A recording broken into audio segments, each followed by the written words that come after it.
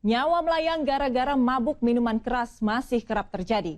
Pengaruh alkohol tak hanya membuat mabuk, tapi juga mengubah perilaku menjadi tidak terkontrol hingga menghilangkan nyawa orang lain.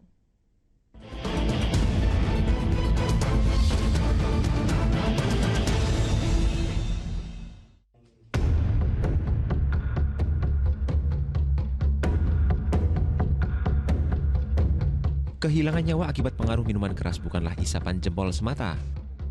Seperti yang terjadi di Bone Bolango, Gorontalo. Pria bertato di sekujur tubuh diringkus tim Satreskrim Polres Bone Bolango. Tangisan istri tidak menyurutkan langkah penegak hukum. Pasalnya, ia kedapatan membunuh teman menggunakan senjata tajam.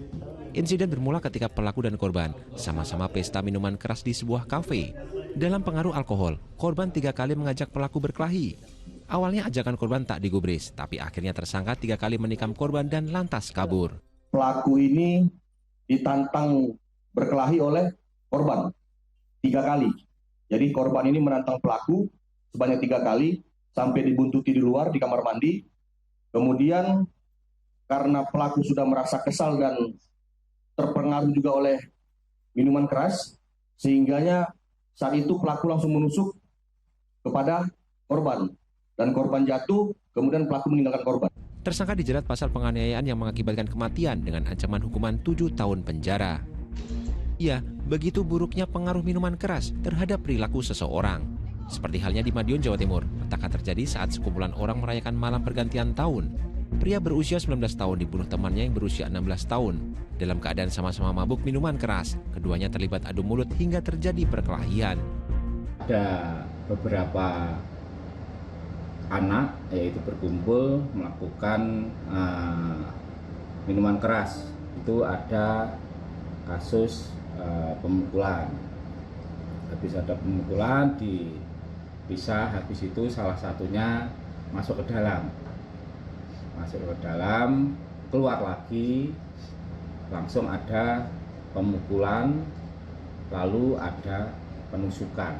Seseorang yang berada dalam kondisi mabuk memang kerap kesulitan menggunakan akal sehat dan mengendalikan diri, terlebih bila pada dasarnya punya sifat temperamen. Ini bisa ngeri deh dampaknya. Dan dia sendiri mungkin tidak ingat gitu, nggak sadar karena dia under substance.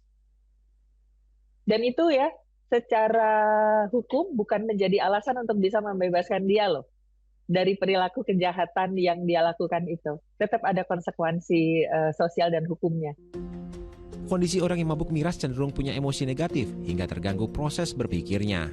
Pencandu miras juga kerap alami penurunan kemampuan mengambil keputusan dan bersifat agresif. Ada sejumlah cara mencegah kecanduan minuman keras. Di antaranya dukungan sosial dari keluarga dan lingkungan terdekat.